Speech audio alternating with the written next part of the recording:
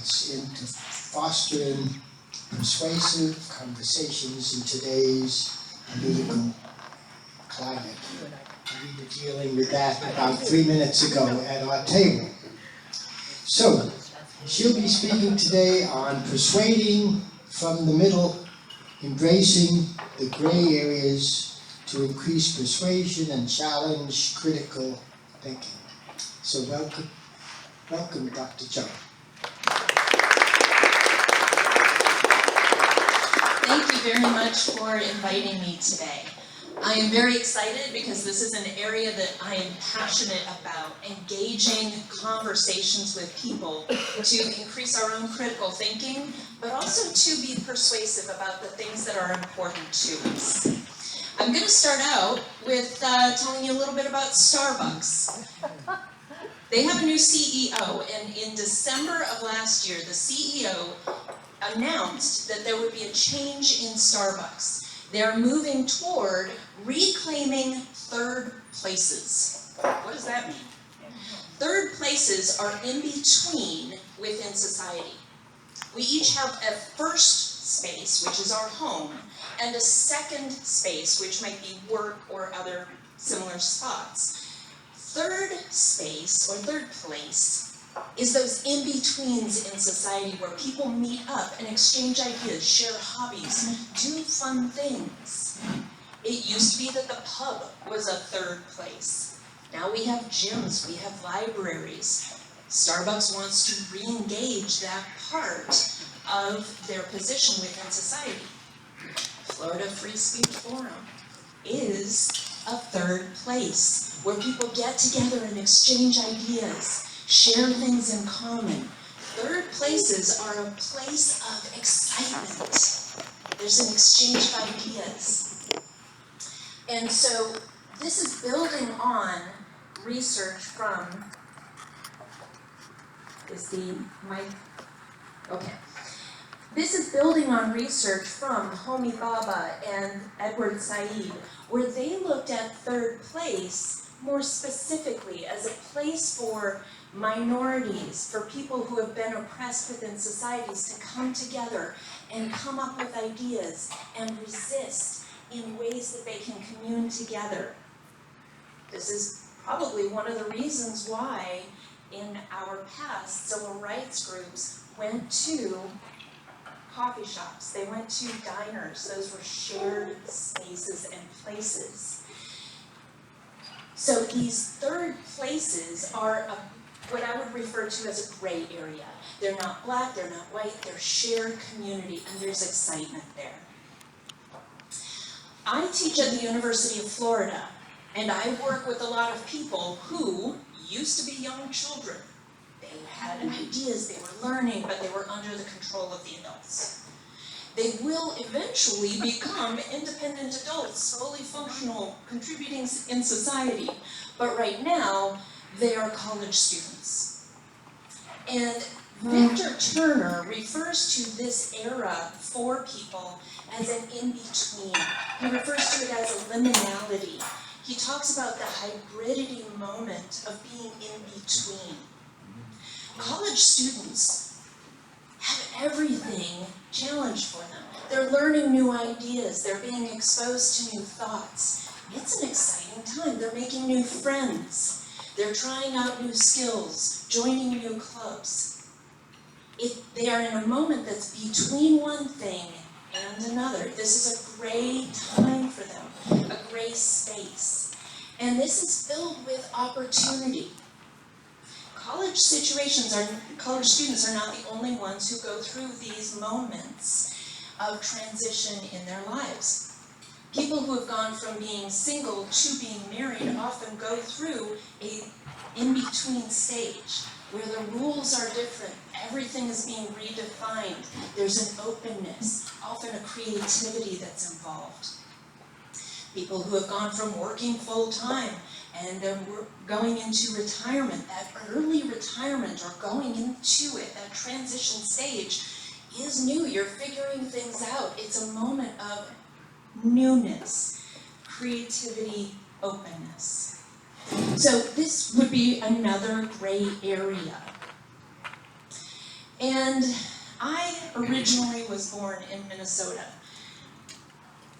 Beautiful, lovely creatures. I'm sure there were some dangerous things as well, like foxes, but we never saw them. We were surrounded by bunnies and owls. My parents and grandparents grew up on a tributary of the of the Mississippi. They did hunting and tracked for furs. People in Minnesota are wonderful. They're so caring, they're so open. And when I was 7 years old, my family moved us to West Africa. My parents were religious missionaries, and so we moved to the most remote possible place they could find, a tribal village in West Africa. And I lived there for about 10 years of my childhood. There were very different creatures in Ghana. There were so many different creatures that were trying to attack us, but there were also beautiful creatures, beautiful birds. Scott Flamon, my friend, is a birder, and the birds in Africa are just glorious. But there was no running water, there was no electricity. The society was very differently organized. We lived in a mud hut rather than a nice little cabin or home. The structure, the social structure was very different as well, the value systems. And what I found as I grew up and transitioned between these two very different cultures was that in some ways they're very similar. Amazing, wonderful people. Minnesota nice, we have a phrase for it. Midwest nice. In Ghana, they are known as being the nicest African country. They're the friendliest. They're wonderful people, and both societies do wonderful things with peanut butter. I don't know why, but I enjoyed that. But what I found as I was trying to straddle these cultures is that I never wanted to choose just one or the other. I learned and developed within that middle ground. I didn't want to have to choose one, and so I became, in some ways, a bridge. I became a translator, a mediator. And a lot of people in our society have experiences between cultures, between identities, between experiences, not wanting to only own one or the other, but be in the middle. But if you're a bridge, you get walked on. It's not always a comfortable situation, but it is also very fascinating, and it's an opportunity to grow tremendously.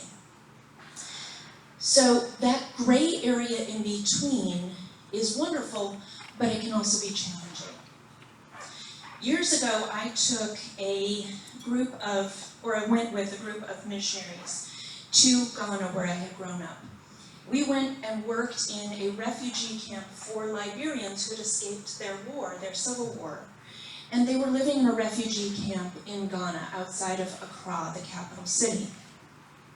We worked with pastors in the community church in that refugee camp. And we hadn't been there too long, a couple days in, when a really nasty problem emerged. The missionaries that I had gone with, I'll refer to one of them as John. John and his little community were furious at the treatment of one of the little girls in that refugee camp. They did not like how she was being ostracized, she was being marginalized, she was not respected, and they were furious. They told me to go and talk to the pastors of the church and tell them how they should be treating young children, especially young girls. I was early 20s. I had no idea what I was doing. But I went to the pastors and I heard their story. Turns out that girl was a witch. She had not lost both parents. She had caused the death of both of her parents. Every one of her guardians was suspiciously killed, died. It was clear to the pastoral community that this girl, this 7-8-year-old girl, was a witch. And in their minds, in their understanding, that was in line with scriptural explanations of witchcraft, of the evil in our society, and that it knows no age limits. They were convinced. I tried to explain that to the very American missionaries, and it did not make sense to them. I was not able to explain to each other, but I did my darndest. But what I could do is I could understand and I could try to help them have a little bit of understanding of the background of why each group held the view that they did. Now, was either side convinced? No. They were more open at the end, slightly, but it was something. And I see this messiness happening in our nation as well. It's around the world, but right now our nation is so messy.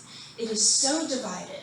People do not understand what's going on the opposite sides. Trying to get into the mindset of someone on the political opposite of you can be infuriating and frustrating and demoralizing.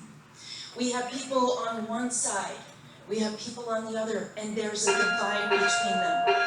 We have people on one side who are referred to as fascists and dictators. We have people on the other side who are referred to as socialists who just want to take everything and redistribute it to the poor. We have one side who wants to reduce the size of government, absolutely, 100%, and give it to the hands of the people. We have the other side that wants to increase the size of government and do more to protect individuals, women's rights, children's rights, the rights of a variety of people with different identities, with different racial and cultural backgrounds, trying to protect and expand rights for workers and trades. We have two very different understandings of our nation and what the goal is. I'll just interrupt you real quick. If you are listening to there's a brief meeting in the auditorium at the beginning of this lunch. Only if you're at lunch. Thank you. If you are listening to the news, if you're watching your favorite things on YouTube or Facebook or TikTok, it is easy to think that everyone is politically on the extremes, but the reality is that most people in America, many people in America, are a gray area in between. There is space for conversation if we get away from talking at the extremes. And it's not just a little part of America. I believe that it's a massive portion of Americans who are not on the extremes. But if we're going to do that, we need to learn to persuade from this gray area, this middle ground, because it does develop in us the ability to be more persuasive, but it also engages our own critical thinking, which is important in our own development, and it's just fun. You might right now be having some concerns. You might be thinking, this is watering down what I believe. This is giving up, this is giving in. Do not give up, do not give in. I am not saying stop protesting. I am not saying don't make change. I am not saying give up the picket line. I'm saying do those things, hold your values, hold your beliefs, and when you want to engage with someone and convince them, don't start from there. It doesn't work. Instead, hold your beliefs, whatever they are, but engage from that gray area. You might be thinking, if I do this, people around me, people I know are going to think I've sold out. People will change their perception of me. You may be familiar with Daryl Davis, who decided to have conversations with Klansmen.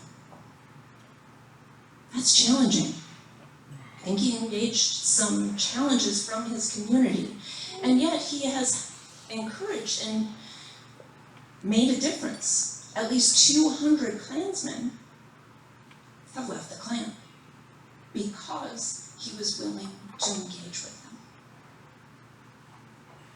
You may say, some people just can't be convinced. Some people are so caught up in their brainwashing, their cultness, whatever it is, I cannot move these people, I cannot engage with these people. And I agree, there are some people who are like that. There are some of us, whatever us side you're on, who are so caught up in the rightness of our position that we are unwilling to engage, we're unwilling to listen. But what I would say is choose your battles. We always have to choose our battles. But when you choose your battles, you have to leave the battleground, you have to leave your own fortress, you have to come from behind your walls if you want to be persuasive. On Christmas Day in 1914, I'm seeing some nods. There was a moment, a spontaneous moment on the battlefield where people heard carols being sung. The Germans were on one side, the English were on another. They were battling. This was very different perspectives, different values, different nations at war. And yet, someone started singing. And these soldiers left their trenches and came to the middle ground, that gray area. They engaged with each other as people. They ended up playing football, soccer together.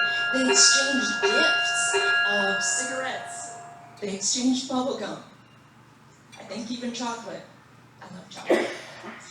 But they shared life. They shared pictures of their girlfriend, of their wife. Yes, they went back to their own lines the next day.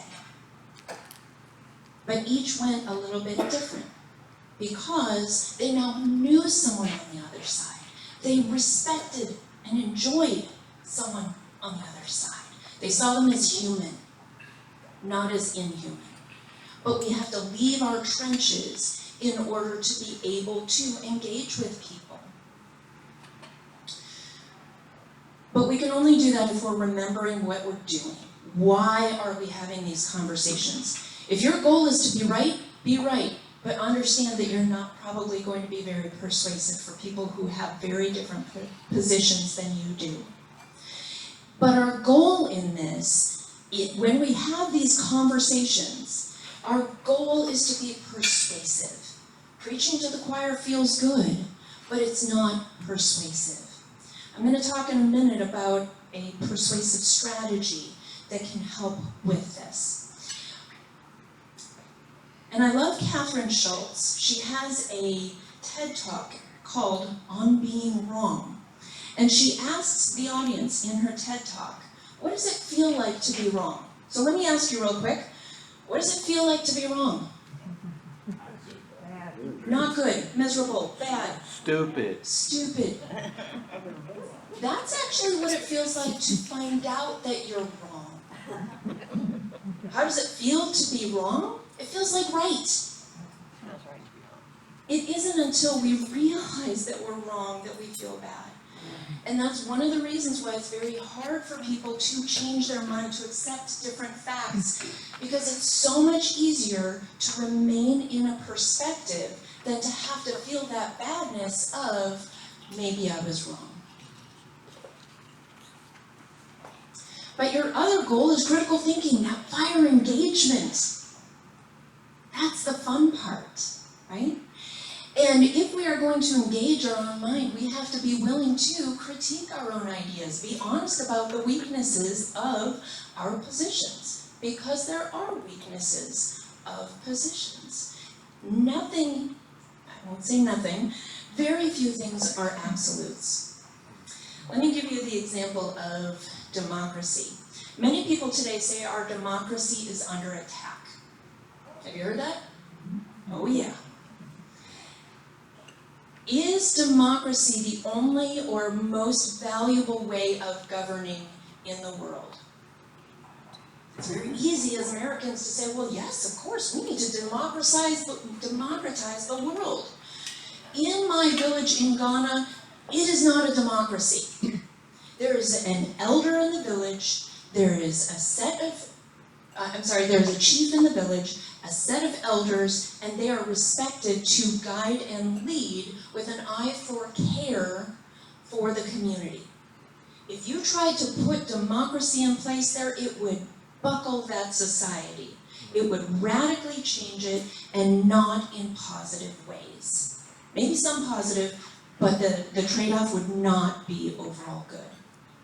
I used to work in a factory when I was making my way through college, tool and plastics factory in Minnesota.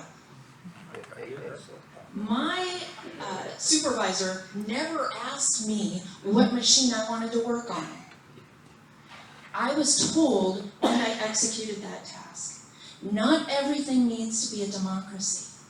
Children do not have a democratic voice in the home on whether or not they want to eat their vegetables or take a bath.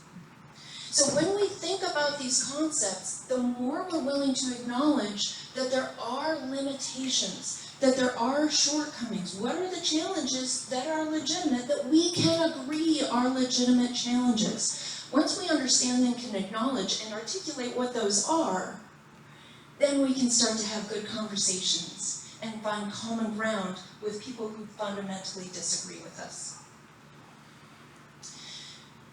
So now I want to introduce you to social judgment theory. This was created by Sharif and Hovland, and the idea behind this theory is that individuals make judgments or decisions about what they think about something based on what they already think. Does that make sense? So when I am presented with an idea, I will think about it based on what I already think, what I've already considered, conversations that I've had, news sources I've considered in the past. So to help us understand this example, I am going to use my friend Kirsten. We had a conversation about the weather. On one side, heat is divine. Heat is wonderful. On the other side, nope, cold is cool. In between, there will be a spectrum of ideas, perspectives, on what is the right temperature, what's the most comfortable temperature, what should you put your thermostat to, where should you go and move because of weather. And every person will have a range of ideas that they accept. For Kirsten, she likes cold better than warm. And that's her good spot. That's the range of acceptance for her. She will also have an anchor point. That's the one spot that makes the most sense. That's the argument that rings true that they can go to. And for Kirsten, that's 67 degrees. I do not understand. She is wrong, but she's holding to that.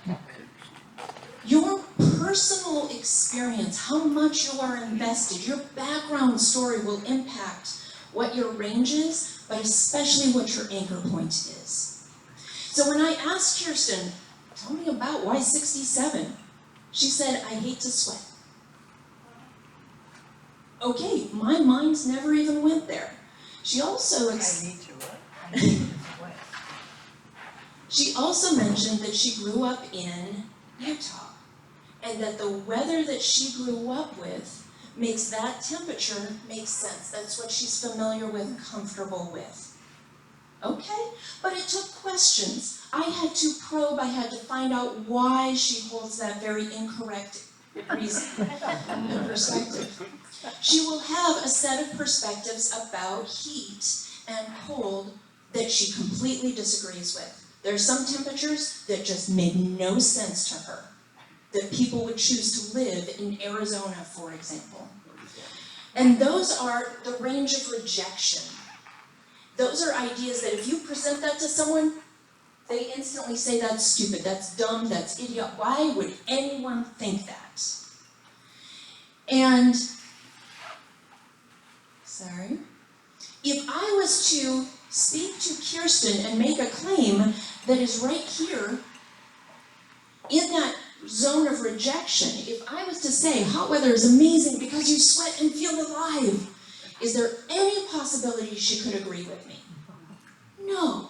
And what it actually does is it moves that person away from your perspective. It drives them further to the extremes. So when we go and we have a conversation with someone and we are harping or talking about the thing that is most important to us, not considering them, it actually pushes them away from being willing to consider our ideas. The latitude of non-commitment is the best part of this theory. That is the gray area. That is the sweet spot, the golden part of this theory. If you want to persuade someone, you do not say things they already agree with. You do not say things that they consider in their latitude of rejection. You talk about the things in between. But you have to find out what those are. I had to ask Kirsten, what is an acceptable range of weather? What temperatures are okay? When do you say, no, I'm going inside because now it's too hot? Okay, now I know where her range is, and I can talk to her about it. And when we target that latitude or that range of non-commitment, that means that they haven't made up their mind firmly. They haven't decided they might be willing to engage that idea.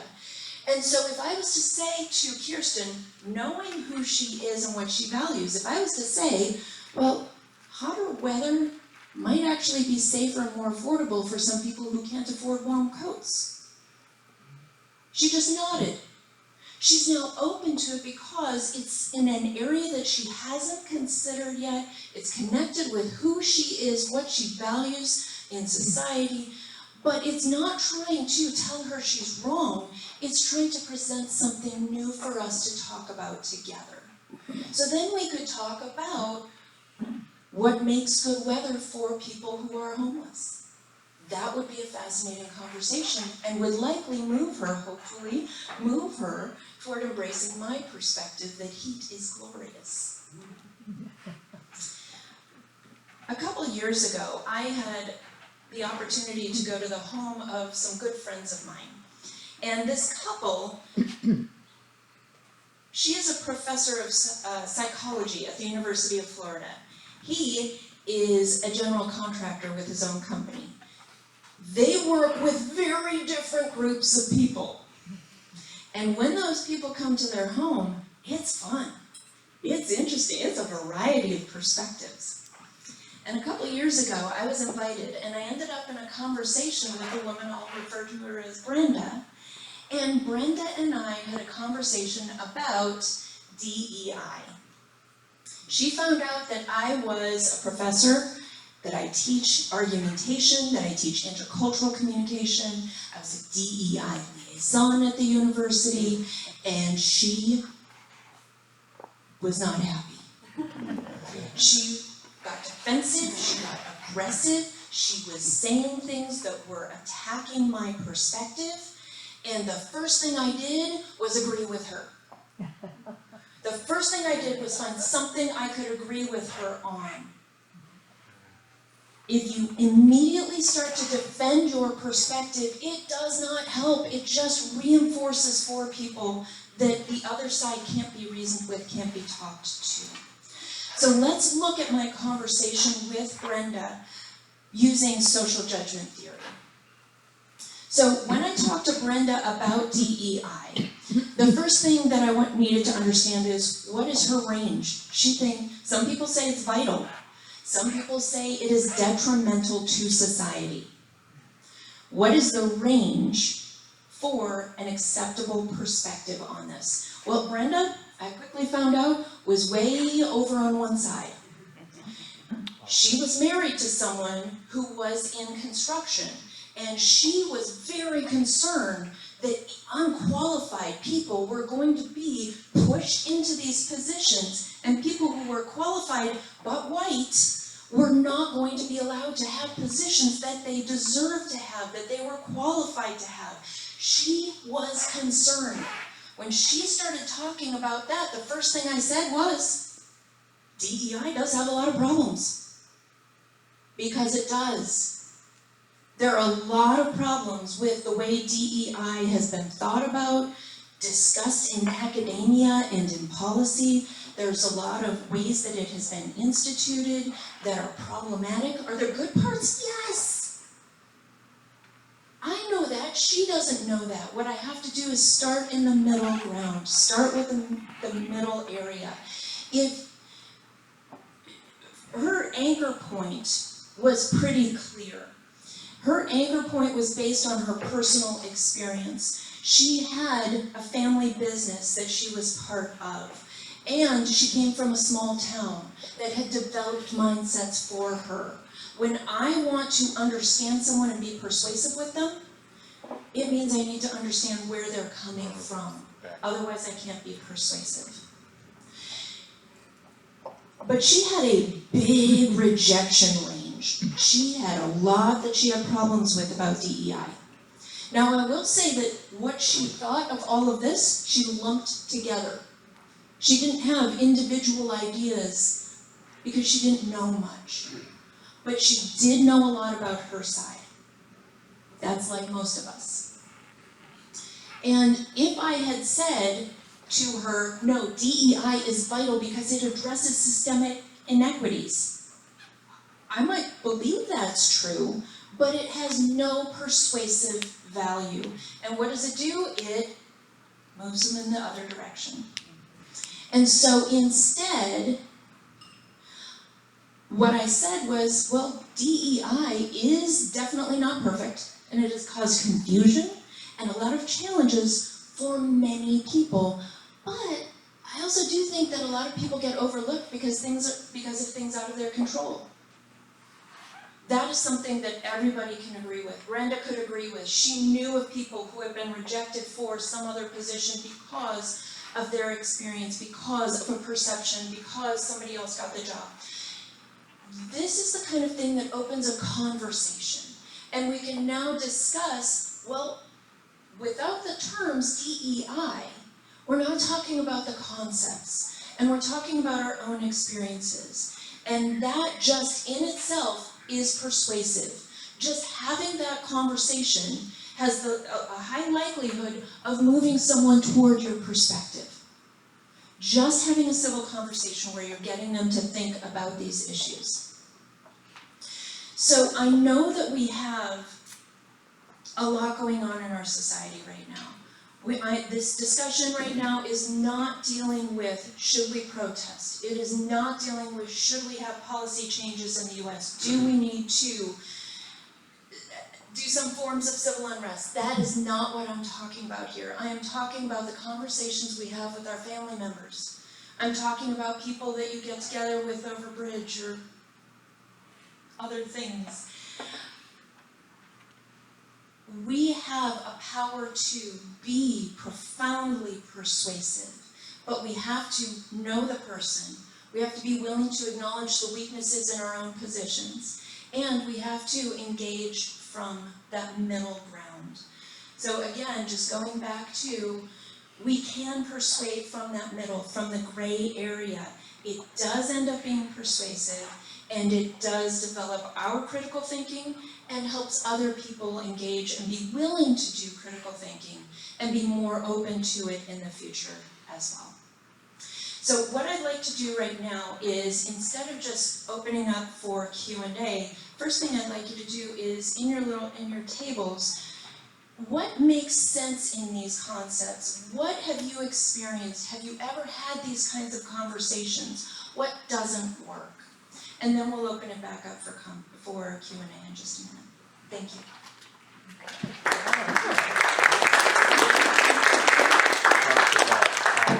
So, following instructions, we'll have about a 5-minute at least discussion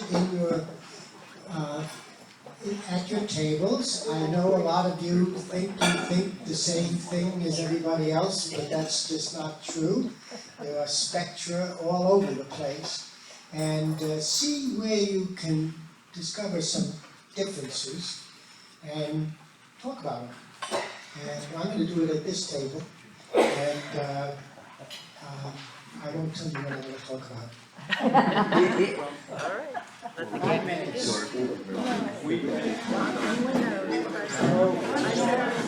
That's where the population is Quebec and Ontario, and they always vote Liberal. So that's not sure the Liberals are winning. Now that we've all solved the world's problems, we're going to return to our speaker, who is going to handle the Q&A herself. And we have about 15 minutes, or plus or minus, and so, yes, you have a I want question. to know when you're going to Washington. The question is, when am I going to Washington? I love Washington. That's not where my good conversations happen. I absolutely value the people in politics right now who are doing their darndest. And I need to support them and pass that on. My role right now, I am not a politician. I am not going to get that exposure. So what I can do is have the impact where I am, and we can all do that. So I have a question for you. When you talked about democracy, had any of your colleagues, are you aware of the studies that were done in Germany after Hitler was killed, or Mussolini after he died, because they were both dictators for a very long time, but afterwards that society then navigated into more of a representative government, apparently. Had anybody ever done any books on how those societies made it out of having a dictator for a period of time? That's a fantastic question, and way out of my reach. The question is, there have been societies in Europe, for example, after World War II, where they transitioned from a fascism, a dictatorial society and political system, into more of a representative democracy. I love democracy. I value democracy. That is, I am not saying that it is not valuable. I am saying that there are limitations to it. I am saying that it is not the best in every situation. But just acknowledging that there are weaknesses in our own position opens up for other people to acknowledge that there's weaknesses in their position as well. So it breaks down those barriers. We're leaving our trenches. Does that answer inadequately? Yes. I'd like to ask a hypothetical, because I'm not good at this stuff. I'm pretty well entrenched in my little moat. Can we bring it in? Yeah, well, you can repeat the question. I'm going to steal Nancy's position. What if you are sitting with someone, for instance, you're watching a newscast, and you are in total agreement with what the newscaster is saying, and the person sitting next to you is going, they're lying, they're lying. How do you approach that? Curiosity. Start with curiosity. What do you disagree with? Well, they're saying this, and that's just crap. Sorry. That's baloney. Why do you say it's baloney? What does that feel like for you? What do you think about this issue? Start by finding out where they are. Discover their spectrum. What is their range of acceptance? And if you're just trying to figure out what the question is, what is the issue that they think is untrue or that's being lied about, ask the question again. A lot of this comes down to openness, humility, curiosity, and that's hard to do, especially when we are so passionate about the things that we believe and know to be true. I know hot weather is so much better, Kirsten. And yet, people have different perspectives, and the more we're willing to engage those, the more productive we can be, and we can also grow as well. Anybody have specific examples? Yeah.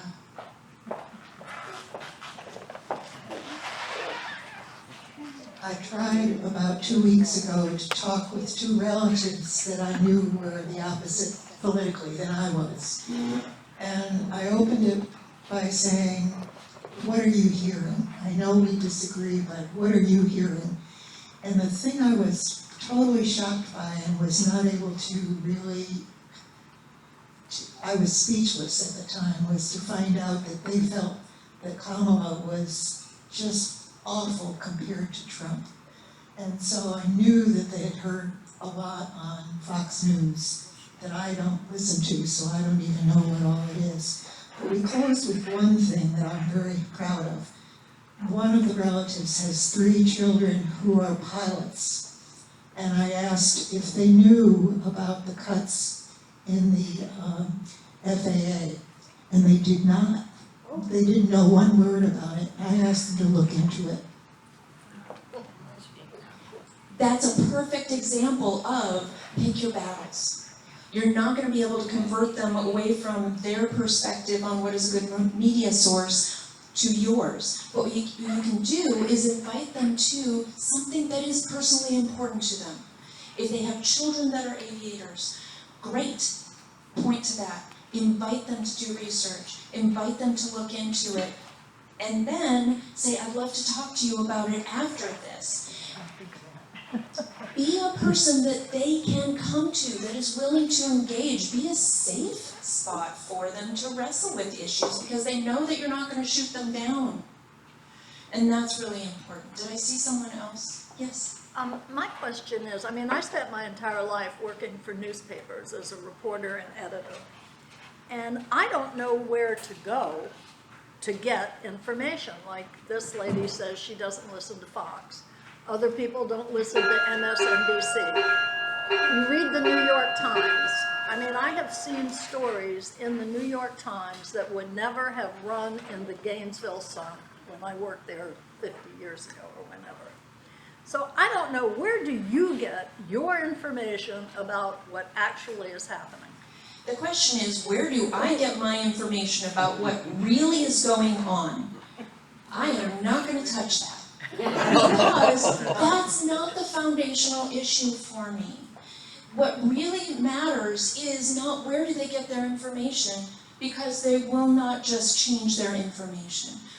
What they will do is people are willing to engage ideas if you make it personal for them. So if someone is only ever exposed to their own media source, I can still engage them not intellectually, but cognitively.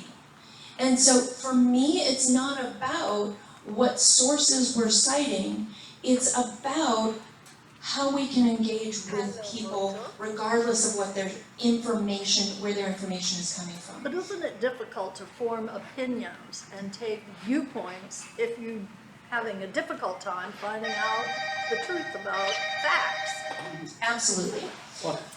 I am not saying that there's not value in research. The more we know, the more we can bring up what's going on with the cutting of FAA employees, the cutting of funding. If you don't know that, then it means that you cannot bring up sources. What I encourage is look at a variety of sources and start checking those out. My daughter is in between two parents who have very different political systems. And we have fascinating conversations because I will watch her other parents' news source with her and we will discuss it. And then we will watch something that I tend to value. But what it does is it gets us talking. And we look at how the media, the anchors treat each other. How do they refer to, and so we end up talking about civility and we end up talking about what does it mean to engage. I'm not saying that information is unimportant. I'm not saying that we need to improve our sources and we need to figure out where we can trust. But that's going to change day to day.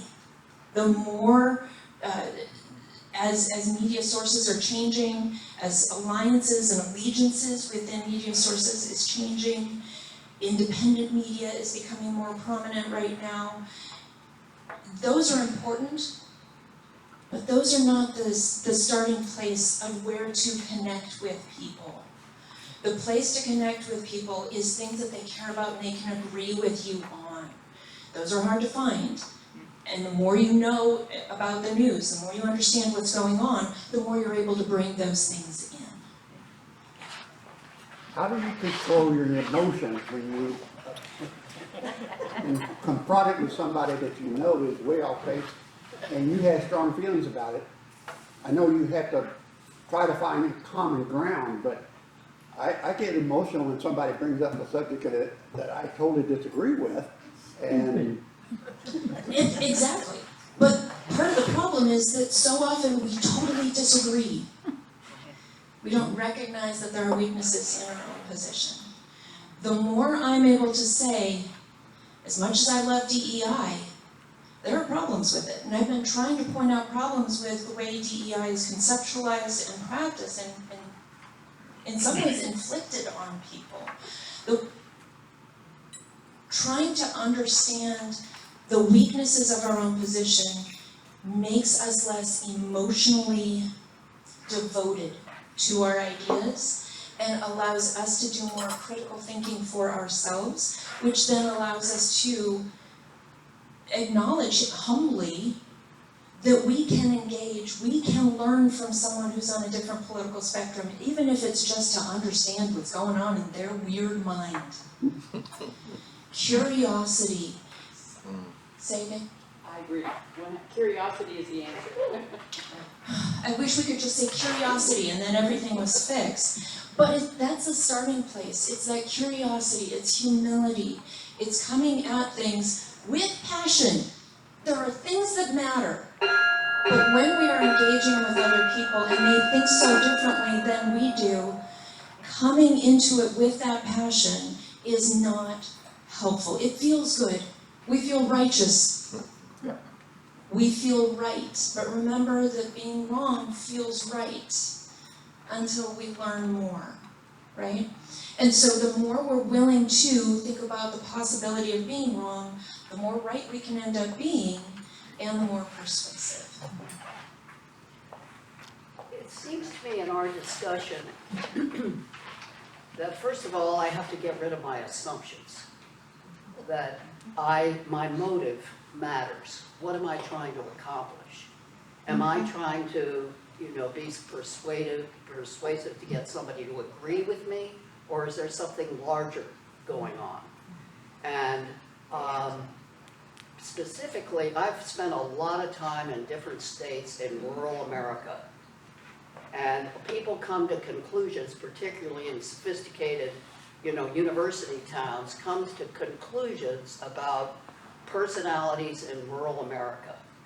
And I can tell you that there's no high-speed internet in rural America. There's no real local newspapers in rural America. And at the end of the day, when a farmer has worked all day long and has dinner, they'll probably turn on Fox News. And so that's what's going on in rural America. And I think it's very important to relate to people as human beings and humanize ourselves.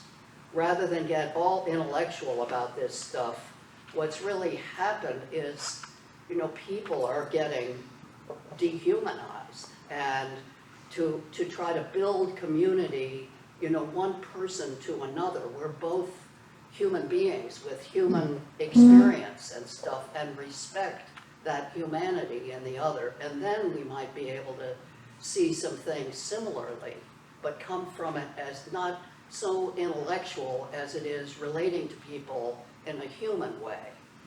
So in case you missed that, I think you were nice and clear, but so much of our nation is experienced by people who have different access to news sources, who have different experiences. If you spend your day on a farm, that's very different than spending your day teaching in a class, which is what I do. Very different, equally important.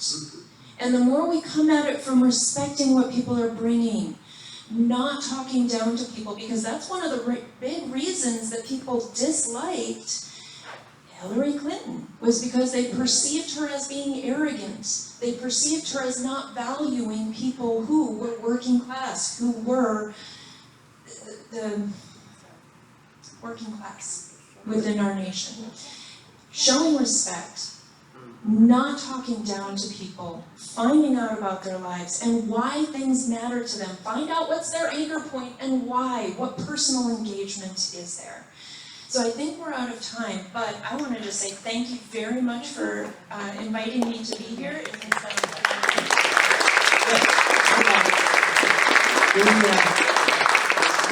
described to us a strategy of humility and a strategy to communicate with others. I think that's invaluable. It doesn't mean we have to compromise with our views at all. It's a strategy, and I'm going to try to use it. We often talk to people like all of us, most of us here, that we agree on so many things, and so we reinforce our opinions, and that's very comforting, but accomplishes very little, or less than we should. First of all, I want to tell you that we have for you a mug,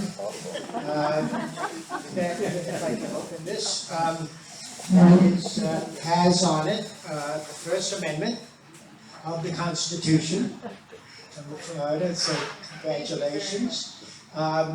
Also, one of the things that came to mind, now that I have the mic, I'll tell you, is the distinction between our Declaration of Independence, which is highly aspirational, life, liberty, and the pursuit of happiness, and our Constitution, which tries so many compromises in the Constitution.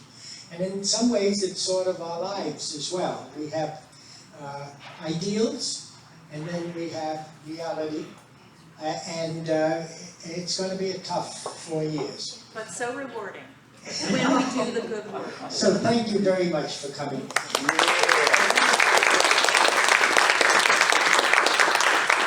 Next month is April, and April is when we have the winners of the Breckner Center's Freedom of Information Award winners.